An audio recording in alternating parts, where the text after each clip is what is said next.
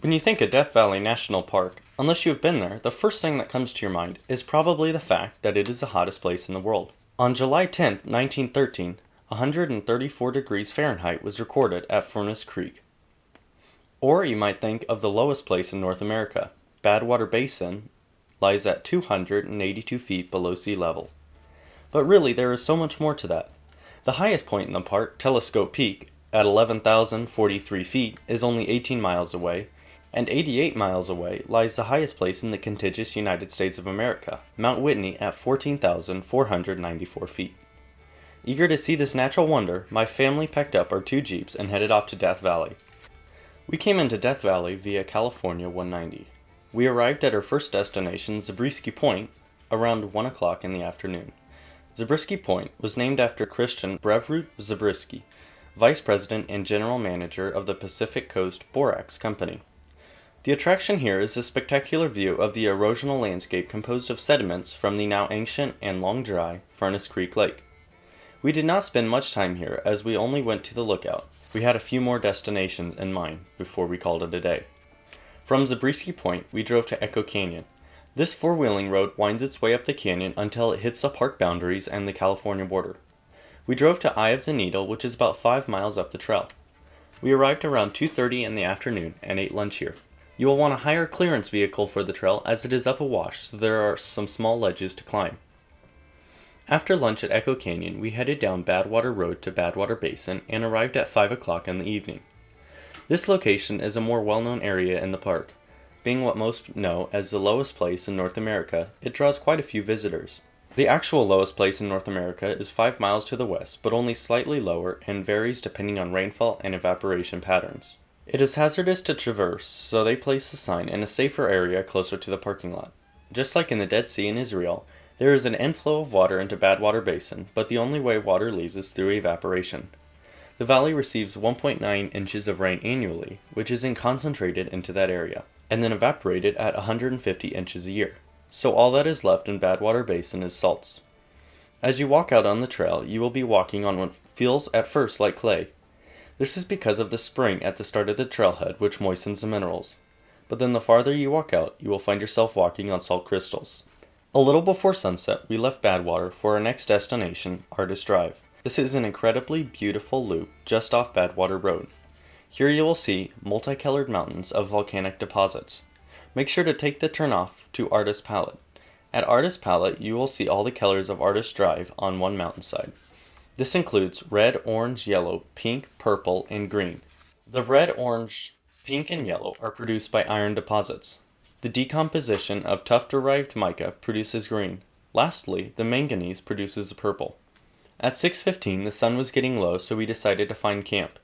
We decided on this dirt road that goes up to a hole in the wall. This road goes up a wash for 3.8 miles until the hole in the wall, then continues for about 2.1 miles after that. Hole in the wall is a break in the mountain that you can drive through. We decided to camp in the hole. However, in the middle of the night, we found out that this was a bad decision because it acted like a funnel for the wind. This bent a pole for one of our tents and flipped our privacy tent. Regardless, we decided to finish off the night there. On our second day, we left camp at 9:30. We needed to make a quick trip into Furnace Creek to refuel, send off postcards to our sisters in college, and let the younger kids finish their junior ranger programs to get their badges. Right hand up in the sky. Okay, as a Death Valley Junior Ranger, Death Valley Junior Ranger, I promise to protect wild and special places, respect nature, honor history, and share my adventures with friends and family. Congratulations! Good job! Alright, I have to get a couple more badges out here. And there's one for Lillian, one for Uriah, and one for Daniel. Excellent job, you three! From there we went to Keyan Wonder Mine and Mill. This mine was dug during the early 1900s Death Valley mining boom. This boom slowed as a result of the Panic of 1907 and paused when the area was designated as a national monument by President Herbert Hoover. Mining in the valley did not stop completely until a series of government interventions eventually resulted in Death Valley's 1994 designation as a national park. After our visit to Keyan Wonder Mine, we drove to Beatty, Nevada to get more water.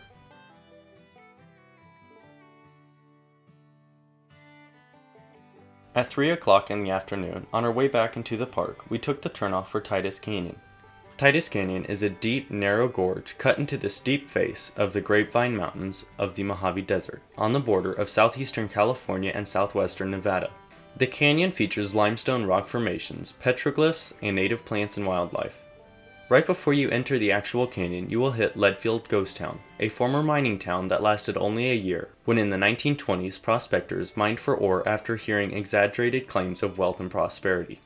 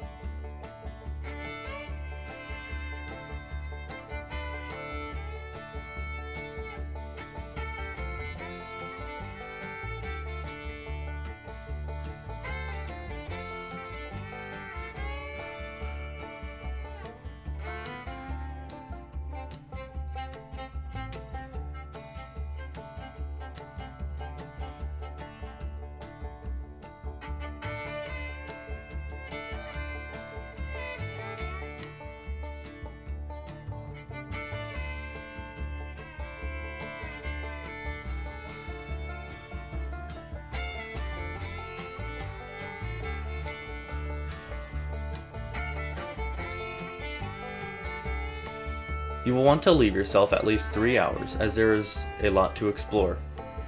It is 27 miles long and requires high clearance vehicles, but not 4-wheel drive. By the time we reached the end of Titus Canyon, it was 5 o'clock in the evening, so we headed towards Racetrack Road, where we were going to call camp. On the way, we stopped at Ubi-Hibi Crater, an enormous crater caused by hot magma making its way into the water table. When it hit the water table, it turned the water to steam and blew up the mountainside. From Ubi-Hibi, we headed further down Racetrack Road. We stopped about halfway to Tea Kettle Junction on a little pull-off around 6:30. This campsite is in the middle of a Joshua Tree forest and had towering mountains which gave us a spectacular view. In the morning, we left camp around 9:30, with our first stop being Tea Kettle Junction. It is an intersection with the road that goes down to Racetrack Playa and the road headed towards Hunter Mountain. It is a tradition for visitors to leave a tea kettle hanging from the sign. We didn't bring a tea kettle, so we will have to return to this place. After making the quick stop to Tea Kettle Junction, we headed towards Racetrack Playa. This area was given its name by the phenomena that occurs here. After rain, many rocks will be in different locations with skids behind them. There are many different explanations to how this occurs. According to the National Park website, scientists were able to capture the movement of the stones for the first time in 2014 using time-lapse photography. That winter, rain formed a small pond that froze overnight and thawed the next day, creating a sheet of ice that was only a few millimeters thick. Driven by a light wind, this sheet broke up and accumulated behind the stones, slowly pushing them forward. If you come, do not expect to see any skids, as they disappear quickly due to the elements and vandals, as this lake bed is very fragile. You will notice many vehicle marks, donut marks, and more signs of vandalism on the lake bed. When we went, somebody had driven out onto the lake bed, done a donut, and put rocks at the end to make it look like a rock skid. There are 3 rhythmic springs out on the playa. A rhythmic spring is a spring that starts and stops completely, quite frequently. This type of spring is so rare that there are only around 100 found around the world. The 3 springs on Racetrack Playa are activated by the precipitation and stop completely shortly after. You can tell a spring by the dirt that's darker than the surrounding lake bed, and the fact that they are the only area on the lake bed with vegetation. 2 are contained entirely within the racetrack, while 1 is on the edge. We only found the 2 contained inside the playa. After the racetrack, we drove up to Hunter's cabin around 1 o'clock in the afternoon. This cabin was built at 7,000 feet by William Lyle Hunter while he was mining and exploring in the area in the late 1860s. He was one of the first to enter that area and found some valuable copper deposits there. While there, be sure to sign your name in the notebook inside the cabin. While on our way to our next stop, Darwin Falls, we stopped at Rainbow Canyon at 2:45 p.m. If you are lucky, there might be military airplanes flying through the canyon practicing maneuvers. After Rainbow Canyon, we made one more stop before we called it a day. Darwin Falls is an active waterfall near Panamint Springs. There is a lot of lush greenery surrounding the falls, which makes for a unique visit while in the middle of a warm area of Death Valley. We settled on Lemoyne Canyon as our campsite. We camped 4.4 miles in, at around 6:30 at the end of the road that goes up to Lemoyne Canyon. The canyon is exceptionally beautiful, but cannot be tackled without a very capable rig. The trail was up a very rocky wash. You will want to come prepared, as the likelihoods of a flat are high.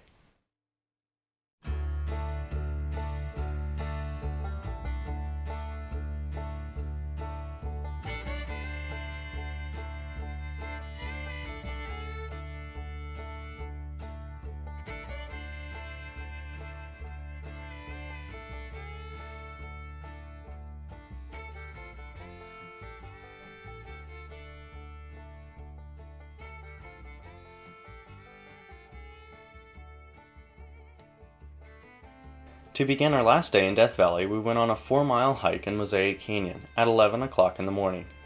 The canyon gets its name from stream-derived gravel sediment with angular blocks of dolomite in a pebbly mixture that lines the walls for the first little bit. The trail goes up a canyon for 2 miles. There are rock arrows throughout the last part of the canyon which will lead you the right way. You will stay on the biggest wash the entire way unless you are climbing the side to avoid an obstacle. The end is marked by an unclimbable, dry waterfall, and if that is not enough, there are 2 different times the word "end" is written on the ground out of rock. The last stop of our Death Valley trip was Mesquite Flat Sand Dunes. We were here from 2 o'clock to 3 o'clock. Just outside of Stovepipe Wells, this formation has been used in many movies, including the Star Wars series. The largest dune, named Star Dune, is relatively stable and stationary because it is where the various winds converge. Mesquite trees grew in abundance in the area before the dunes, but now, except for the occasional mesquite tree on the areas of dry mud, a few creosotes have taken its place because it grows much better than mesquite in those conditions. After your visit to the sand dunes, you will probably want a shower. It is very convenient that the only place in Death Valley that will sell shower passes is Stovepipe Wells Village, which is next door. There are other places to shower, but you must stay in their campground or hotel. Here you can swim in their pool and use their showers for $5 a person.